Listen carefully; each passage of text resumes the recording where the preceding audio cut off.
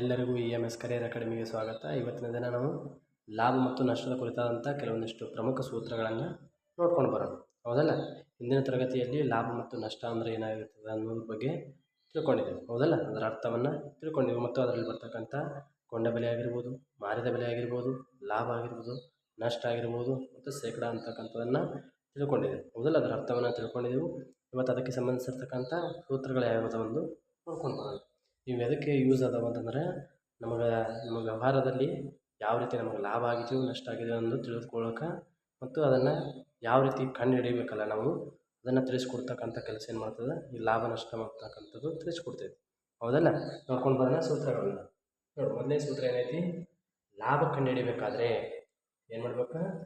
ನಮ್ಮ ಬಿಸ್ನೆಸ್ಸಿಂದ ಆಗ್ತಕ್ಕಂಥ ನಮ್ಮ ವ್ಯವಹಾರದಿಂದ ಆಗ್ತಕ್ಕಂಥ ಲಾಭವನ್ನು ಕಂಡು ಹಿಡಿಬೇಕಾದ್ರೆ ಮಾರಿದ ಬೆಲೆ ಮೈನಸ್ ಕೊಂಡ ಬೆಲೆ ಅಂತಕ್ಕಂಥದ್ದಾಗಿರ್ತೈತಿ. ಹೌದಲ್ಲ? ನಾವು ಯಾವ ರೇಟಿನಲ್ಲಿ ಅಥವಾ ಯಾವ ಒಂದು ಬೆಲೆಯಲ್ಲಿ ವಸ್ತುಗಳನ್ನು ಮಾರಾಟ ಮಾಡಿದೆವು ಆ ಬೆಲೆ ಕೊಂಡ ಬೆಲೆಗಿಂತ ಅಧಿಕವಾಗಿದ್ದರೆ ಏನಂತ ಕರೀತಾರೆ? ಅದಕ್ಕೆ ಲಾಭ ಅಂತ ಕರೀತಾರೆ. ಹೌದಲ್ಲ? ಅದಕ್ಕೆ ಲಾಭ ಈಸ್ ಈಕ್ವಲ್ ಟು ಮಾರಿದ ಬೆಲೆ ಮೈನಸ್ ಕೊಂಡ ಬೆಲೆ ಅಂತಕ್ಕಂಥದ್ದಾಗಿರ್ತೈತಿ. ಹೌದಲ್ಲ? ಇನ್ನು ಎರಡನೇದು ಬಂದ್ಬಿಟ್ಟು ಏನಾಗೈತಿ? ನಮಗೆ ಇದೇ ಸೂತ್ರವನ್ನು ಬಳಸ್ಕೊಂಡು ಏನು ಮಾಡೋದು? ಕೊಂಡ ಬೆಲೆಯನ್ನು ಕಂಡು ಹಿಡಿಬೇಕಾದ್ರೆ ನಮಗೆ ಮಾರಿದ ಬೆಲೆ ಕೊಟ್ಟಿರ್ತಾರೆ, ಲಾಭ ಕೊಟ್ಟಿರ್ತಾರೆ. ನಮಗೇನು ಗೊತ್ತಿರಲ್ಲ, ಕೊಂಡ ಬೆಲೆ ಅಂತಕ್ಕಂಥದ್ದು ಗೊತ್ತಿರಲ್ಲ. ಅವಾಗ ಏನು ಮಾಡ್ಬೇಕು? ಅದನ್ನು ಮಾರಿದ ಬೆಲೆ ಮೈನಸ್ ಲಾಭ, ನಾವು ಯಾವ ಬೆಲೆಗೆ ವಸ್ತುಗಳನ್ನು ಮಾರಾಟ ಮಾಡಿದ್ದೇವೆ ಅದನ್ನು ತಿಳ್ಕೊಬೇಕು. ಅದನ್ನು ಕೊಟ್ಟಿರ್ತಾರೆ, ಬಿಟ್ಟರೆ ಏನಾಗಿರ್ತೈತಿ ನಮಗೆ ಎಷ್ಟು ಪ್ರಮಾಣ ಏನಾಗೈತಿ ಲಾಭ ಆಗೋದನ್ನು ಕೂಡ ಕೊಟ್ಟಿರ್ತಾರೆ. ಅವಾಗ ನಾವು ಕೊಂಡ ಬೆಲೆಯನ್ನು ಕಂಡು ಹಿಡಿಬೇಕಾದ್ರೆ ಏನು ಮಾಡಬೇಕು? ಮಾರಿದ ಬೆಲೆ ಒಳಗೆ ಲಾಭ ಎಷ್ಟಾಗೈತಿ ಅದನ್ನು ಕಳೆದು ಬಿಟ್ಟರೆ ಏನಾಗಿರ್ತೈತಿ ನಮಗೆ ಕೊಂಡ ಬೆಲೆ ಅಂತಕ್ಕಂಥದ್ದು ದೊರೆತೈತಿ. ಹೌದಲ್ಲ? ಮೂರನೇದು ಬಂದುಬಿಟ್ಟು ಏನಾಗಿರ್ತೈತಿ? ನಮಗೆ ಮಾರಿದ ಬೆಲೆ ಅಂತಕ್ಕಂಥದ್ದು ಕೊಟ್ಟಿರಲ್ಲ, ಅದನ್ನು ಕಂಡುಹಿಡಿ ಅಂತ ಹೇಳಿರ್ತಾರೆ. ಹೌದಲ್ಲ? ಅವಾಗ ಏನು ಮಾಡ್ಬೇಕು? ಕೊಟ್ಟಿರ್ತಕ್ಕಂಥ ಅಥವಾ ಏನು ಲಾಭವನ್ನು ಕೊಟ್ಟಿರ್ತಾರಲ್ಲ ಆ ಲಾಭ ಮತ್ತು ಅದ್ರ ಜೊತೆಗೆ ಏನು ಮಾಡಬೇಕು? ಯಾವ ಬೆಲೆಯಲ್ಲಿ ಆ ವಸ್ತುಗಳನ್ನು ಕೊಂಡ್ಕೊಂಡು ಬಂದೀವಿ ಅಂತಕ್ಕಂಥದ್ದನ್ನು ನಾವು ಕೂಡಿಸಿಬಿಟ್ಟೇವಂದ್ರೆ ಅವೆರಡರ ಮೌಲ್ಯ ಏನು ತೋರಿಸ್ತೈತಿ? ಮಾರಿದ ಬೆಲೆ ಎಷ್ಟು ಬಂದೈತಿ ಅನ್ನೋದು ಗೊತ್ತಾಗ್ತೈತಿ. ಹೌದಲ್ಲ? ನಾಲ್ಕನೇದು ಬಂದುಬಿಟ್ಟು ಏನು ಮಾಡ್ತೈತಿ? ನಮಗೆ ಲಾಭ ಆಗೈತೆ ಅನ್ನೋದು ನಮಗೆ ಗೊತ್ತಾಗ್ತೈತಿ. ಹೌದಲ್ಲ? ಅಂದರೆ ಕೊಂಡ ಬೆಲೆಗಿಂತ ಮಾರಿದ ಬೆಲೆ ಅಧಿಕ ಆಗಿತ್ತು ಅಂದ್ರೆ ಅದಕ್ಕೆ ಲಾಭ ಅಂತ ಗೊತ್ತಾಗುತ್ತೆ. ಆ ಲಾಭ ಆದಂಥ ವ್ಯವಸ್ಥೆಯಲ್ಲಿ ಏನು ಮಾಡ್ಬೇಕು? ನಾವು ಶೇಕಡ ಎಷ್ಟು ಪ್ರಮಾಣದಲ್ಲಿ ನಮಗೆ ಲಾಭ ಆಗೈತಿ. ಹೌದಲ್ಲ? ಅದು ಕೂಡ ಮುಖ್ಯ ಆಗಿರ್ತೈತಿ. ಎಷ್ಟು ಲಾಭ ಆಗೈತೆ ಅನ್ನೋದು ಪರ್ಸೆಂಟೇಜ್ ಲೆಕ್ಕದಲ್ಲಿ ಶೇಕಡಾವಾರದಲ್ಲಿ ಏನು ಮಾಡೋದು? ಲೆಕ್ಕ ಹಾಕ್ಬೇಕಾದ್ರೆ ಏನು ಮಾಡ್ಬೇಕು? ಬಂದಿರತಕ್ಕಂಥ ಅಂದರೆ ಮಾರಿದ ಬೆಲೆಯಲ್ಲಿ ಕೊಂಡ ಬೆಲೆಯನ್ನು ಕಳೆದ ಬಳಿಕ ಏನು ಉಳಿದಿರ್ತೈತಲ್ಲ ಆ ಲಾಭವನ್ನು ಮೇಲಿಟ್ಟುಕೊಂಡು ಅದಕ್ಕೇನು ಮಾಡ್ಬೇಕು? ಬಾಗಲೇ ಅಂತ ಕರಿತೀವಿ ಅಥವಾ ಡಿವೈಡೆಡ್ ಬೈ ಕೊಂಡ ಬೆಲೆ ಎಷ್ಟಾಗೈತಿ ಅನ್ನೋದನ್ನು ಬರ್ಕೊಂಡು ಇಂಟು ಏನು ಮಾಡಬೇಕು? ಪ್ರತಿ ವಿಷಯದಲ್ಲಿ ಅಥವಾ ಯಾವುದೇ ಒಂದು ಲೆಕ್ಕವನ್ನು ತೆಗೆದುಕೊಂಡೇವಂದ್ರೆ ವ್ಯವಹಾರವನ್ನು ತೆಗೆದುಕೊಂಡೇವೋ ನಾವು ಶೇಕಡಾ ಕ್ರಮದಲ್ಲಿ ಏನಾದರೂ ಲೆಕ್ಕವನ್ನು ಮಾಡಬೇಕಾದ್ರೆ ಏನು ಮಾಡಬೇಕು? 800 ಅಂತಕ್ಕಂಥದ್ದನ್ನು ಬಳಕೆ ಮಾಡುವುದು ಅತ್ಯವಶ್ಯಕ ಆಗಿರ್ತದೆ. ಹೌದಲ್ಲ? ಶೇಕಡ ಲಾಭ ಕಂಡು ಹಿಡಿಬೇಕಾದ್ರೆ ಶೇಕಡ ಲಾಭ ಈಸ್ ಈಕ್ವಲ್ ಟು ಲಾಭ ಡಿವೈಡ್ ಬೈ ಕೊಂಡ ಬೆಲೆ ಇಂಟು 100 ಅಂತಕ್ಕಂಥದ್ದನ್ನು ಬಳಸಿ ಮಾಡಿದೆ ಅಂದರೆ ನಮಗೆ ಲಾಭ ಎಷ್ಟು ಪರ್ಸೆಂಟೇಜ್ ಆಗೈತಿ, ಎಷ್ಟು ಶೇಕಡ ಸಿಕ್ಕೈತಿ ಅನ್ನೋದು ಗೊತ್ತಾಗುತ್ತೆ. ಹೌದಲ್ಲ? ನೆಕ್ಸ್ಟ್ ಈಗ ಲಾಭದ 4 ಸೂತ್ರಗಳಾದವು. ನಷ್ಟಕ್ಕೆ ಸಂಬಂಧಿಸ್ತಕ್ಕಂಥ 4 ಸೂತ್ರಗಳದಾವೆ ನೋಡ್ಬೋದು. ನಷ್ಟ ಅಂತಕ್ಕಂಥದ್ದು ಹೆಂಗೆ ಕಂಡು ಹಿಡಿತಾರೆ ಅಂದರೆ ಕೊಂಡ ಬೆಲೆ ಮೈನಸ್ ಮಾರಿದ ಬೆಲೆ. ನಷ್ಟ ಯಾವಾಗ ಉಂಟಾಗ್ತೈತಿ? ನಮ್ಮ ಮಾರಿದ ಬೆಲೆಯು ಕೊಂಡ ಬೆಲೆಗಿಂತ ಕಡಿಮೆ ಇತ್ತಂದ್ರೆ ಏನಾಗ್ತೈತಿ? ನಮಗೆ ನಷ್ಟ ಆಗ್ತೈತಿ. ಅಂದ್ರೆ ನಾವು ಯಾವ ರೇಟಿಗೆ ಕೊಂಡ್ಕೊಂಬಂದೀವಲ್ಲ ವಸ್ತುಗಳನ್ನು ಆ ಕೊಂಡ್ಕೊಂಬಂದಿದ್ದ ರೇಟಿನಗಿಂತ ಏನು ಮಾಡೋದು? ಮಾರಿದ ರೇಟ್ ಅಥವಾ ಮಾರಿದ ಬೆಲೆ ಏನಾಗಿರ್ತೈತಿ? ಕಡಿಮೆ ಇರಬಾರ್ದು. ಇತ್ತಂದ್ರೆ ಅದು ನಷ್ಟ ಅನುಭವಿಸುವಂಥ ಸಾಧ್ಯತೆಗಳು ಜಾಸ್ತಿ ಇರ್ತೈತಿ. ಹೌದಲ್ಲ? ಅಂದ್ರೆ ನಷ್ಟ ಕಂಡು ಹಿಡಿಬೇಕಾದ್ರೆ ಯಾವ ರೇಟಿಗೆ ಕೊಂಡ್ಕೊಂಬಂದೀವ ಆ ಕೊಂಡ ಬೆಲೆ ಬರೀಬೇಕು. ಅದರೊಳಗೆ ಏನು ಮಾಡಬೇಕು? ಯಾವ ಬೆಲೆಗೆ ಮಾರಾಟ ಮಾಡಿವಲ್ಲ ಆ ವಸ್ತುಗಳನ್ನು ಅದನ್ನು ಕಳೆದು ಬಿಟ್ಟೇವಂದ್ರೆ ನಮಗೆ ನಷ್ಟ ಅಂತಕ್ಕಂಥದ್ದು ಎಷ್ಟಾಗೈತೆ ಅನ್ನೋದು ಗೊತ್ತಾಗ್ತೈತಿ. ಹೌದಲ್ಲ? ಇನ್ನು ನಷ್ಟ ಸಂಬಂಧ ಬರ್ತಕ್ಕಂಥದ್ದು ಅಂದರೆ ನಷ್ಟಕ್ಕೆ ಸಂಬಂಧಿಸಿರ್ತಕ್ಕಂಥ ಕೊಂಡ ಬೆಲೆಯನ್ನು ಕಂಡು ಹಿಡಿಬೇಕಾದ್ರೆ ಕೊಂಡ ಬೆಲೆ ಈಸ್ ಈಕ್ವಲ್ ಟು ನಷ್ಟ ಒಳಗೆ ಏನು ಮಾಡ್ಬೇಕು? ಮಾರಿದ ಬೆಲೆಯನ್ನು ಕೂಡಿಸ್ತೇವಂದ್ರೆ ನಮಗೆ ಕೊಂಡ ಬೆಲೆ ಅಂತಕ್ಕಂಥ ಸಿಗ್ತೈತಿ. ಹೌದಲ್ಲ?